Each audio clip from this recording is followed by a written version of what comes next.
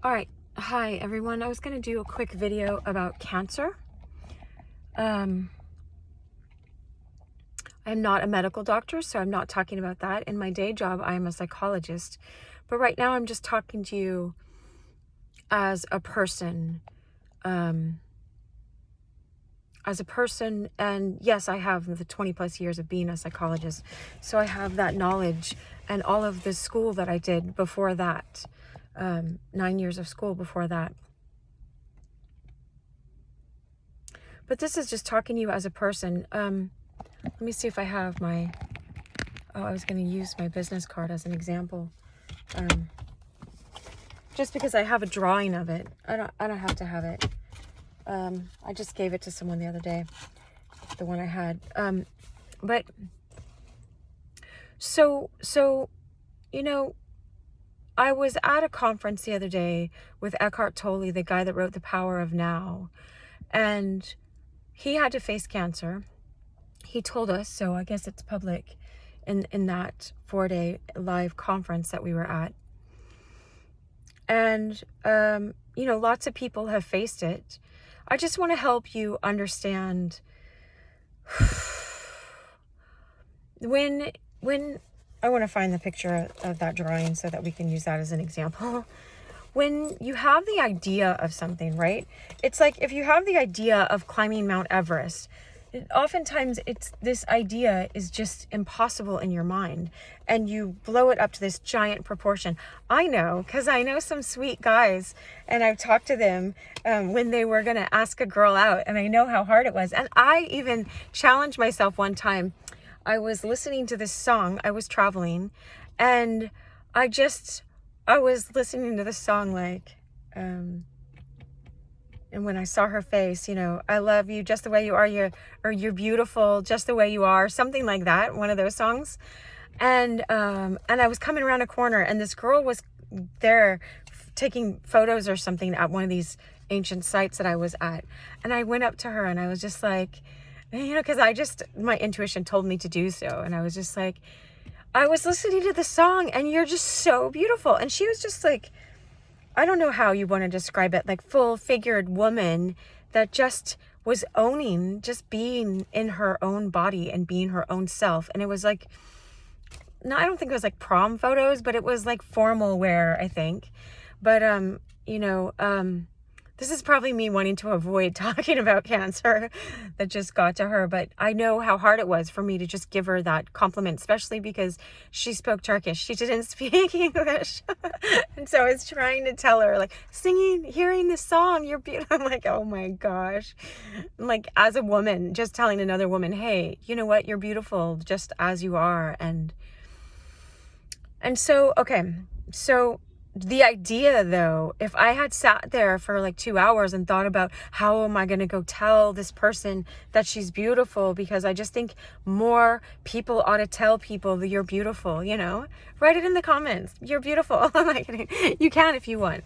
I was thinking of what we can start writing in the comments, because not everyone wants to write, anything to a psychologist, because it's just like, I got a friend with this problem, but you can write, my name is Dr. Cheryl Meyer. I don't know if I said that. You can write message received. I appreciate this, or whatever. So I think 5 words helps the algorithm. So any 5 words of, I really appreciate what you're sharing here, or something, would really help, because then they push the video out to lots more people. And that's if you want to help out my cause here. Now, my cause here in this video is to help you face cancer, whether you're facing it or facing the possibility of it.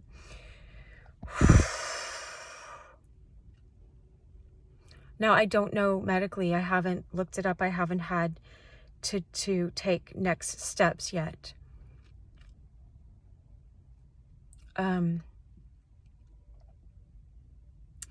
But just the idea of it yesterday, I just felt like throwing up all day, just thinking about,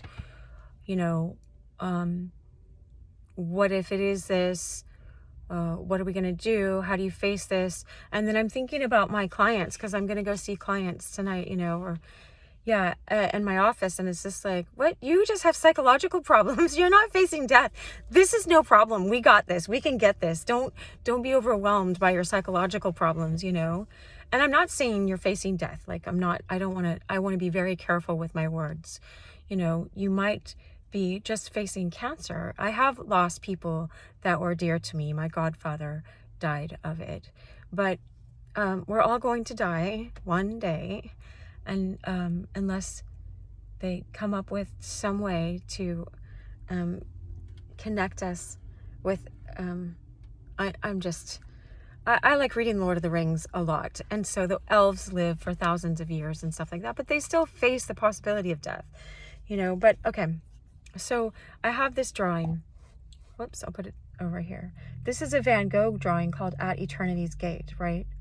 And when I drew this, but I had Van Gogh's drawing next to me in an upside down out of this book that I was looking at, right? Now look, if you look really close, I did not know that those were hands that I was drawing. And that's a handkerchief he's holding, right? Because I drew it upside down. I just looked at his, and I had my sketchbook upside down because I was reading this book about how to turn off the processing side of your brain that says, look, that is a head, that is a finger, that is a handkerchief, those are boots, you know? And then what you do is you draw your idea of boots. Now, why I'm bringing this up about cancer is because we can have an idea. You can have an idea. Let me tell you, because I've given birth before. I have 2 kids, and I thought I was going to, and I lost one to a miscarriage. And so I thought I was going to die giving birth, let me just tell you. But I just kept telling myself, many women, millions, billions of women have given birth before. I can do this. Now, some people say it's the closest that we come to death, is giving birth. And there have been many times in my life now where I've felt like I had to face a life or death situation. I know someone, I think Mary Lou Lord, a folk singer, she's amazing, shared about a time, I won't tell her story, but about a time where she was held up at gunpoint. I think that was her story, but she also dated Kurt Cobain, so anyway, I'm not trying to be light here. I'm just trying to be present. Like, we have experiences like that, right? She had that high experience of dating such a prolific writer of music, right? And she had that low experience, if you want to call it like that. It's like the yin and the yang, or I have a lot of black and white. I often wear black and white. I don't even like showing that. That's because I have to go to a doctor's office tomorrow. So I have those around still. Anyway, and so what I'm teaching you about this is, if you are about to face this, or you know someone that's facing it, do your best to be really present. You know, we can all come up with ideas of how scary something is going to be, and that makes it a lot worse because you go and stress yourself out and you get an anxiety. And what Eckhart Tolle talks about, that I love to share, and I'm glad to share, and I'm glad I made 49 one-hour videos teaching about how to walk through the power of now. As a psychologist, I was teaching my perspective on that, inspired by him, you know. But he says, and Jesus says this same thing, actually. He says, you know, do not worry about tomorrow, because today has enough problems of its own, enough things that you are called to give your attention to. And you don't have to give your attention to all of these things, right? It's kind of like, if you're sucked into a TV show, you want to keep giving your attention to that. And then you're sucked into the characters, and then you're always thinking about them. And if you binge watch them, there's just so much of that in your life. Now, you can choose to be dedicated to quiet, to prayer, to creating inner silence, to watching your thoughts and observing them and not buying into all of your thoughts, to not giving power to your anxiety. Now, it might be there and you notice it. And what Eckhart Tolle was saying, which matches what Jesus was saying in the principle of it, is like, you can't fight a made up problem. If I make up that, what if I have, quadruplets or something, and I actually just have one baby that I'm going to deliver, it's just like, you come up with monsters in your mind, and you can't fight those. You can't fight the monsters under the bed. You can't predict. Like, I couldn't predict that girl was gonna like say something stupid to me, or say you're dumb for saying I'm beautiful, or what she was gonna do. You know what I mean? Like, I had to just unconditionally face, I'm gonna choose to be courageous. And I'm like, wow, that takes a lot more courage than I thought it was gonna take. And you learn by doing. And so it's like, if this is what you have to face in your life, then you learn by facing it, and you'll see which steps to take. And the more calm you are, and bring yourself back into collectedness as much as you can, without being fake. But I say pray a lot, like, keep surrendering. Take time out during the day to surrender all your cares, all your thoughts up to God. I live by the ocean, so I go roller skate by the ocean, and I just look at the ocean and the sky, and I'm like, yep, that's big enough to represent one of the aspects of God, which is this giant, loving God. And if you don't know God as loving, then I invite you to read books of the saints, read books of people who had intimate relationships with God. Go interact with dedicated monks at a monastery, nuns that spend their life devoted to God. And that will give you a taste, because they're not making that up. Now, people of the world call them stupid and make fun of, I just made a video last night of Bob Marley. I got him rehearsing this one thing. I got to remix it because legally, you're allowed to. But he said, like, how long shall we kill the prophets as you stand aside and look? I haven't sang today, but some say it's just a part of it. You've got to fulfill the book. It's not like that. How long shall we kill our prophets while we stand aside? How long shall they kill our prophets while we stand aside and look? Wasn't it Martin Luther King Jr., right, who said, injustice anywhere is injustice everywhere. It's like, while we make fun of these people who are pioneers of a faith, who walk boldly to learn intimacy with God, like Julian of Norwich and St. John of the Cross.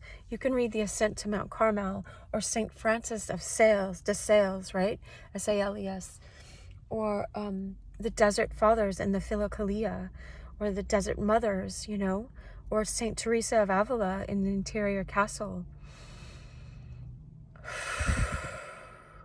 Instead of giving if we say, give us this day our daily bread, you only have, let's say, 100 units of energy every day. If you're giving 99 to made up worries, then you don't have that energy to be vibrant and alive and go on walks and be healthy enough to get sleep and pick healthy food and know that you're worth the healthiest of healthy, and know that you're worth keeping your brain calm so you can make healthy medical decisions, and know that you're worth not making things up. Spend the time praying for other people that are facing this, that are going through this. Be appreciative. Even if you have never had cancer, or don't know anyone with cancer, be appreciative of your healthy body every day. Thank the divine love. Thank God for your healthy body. And ask God to help you with your psychological problems, because right now they seem pretty small compared to a physical one, right?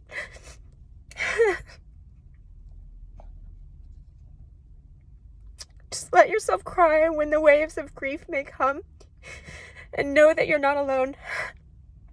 I hope this helped you. I wish you so much love.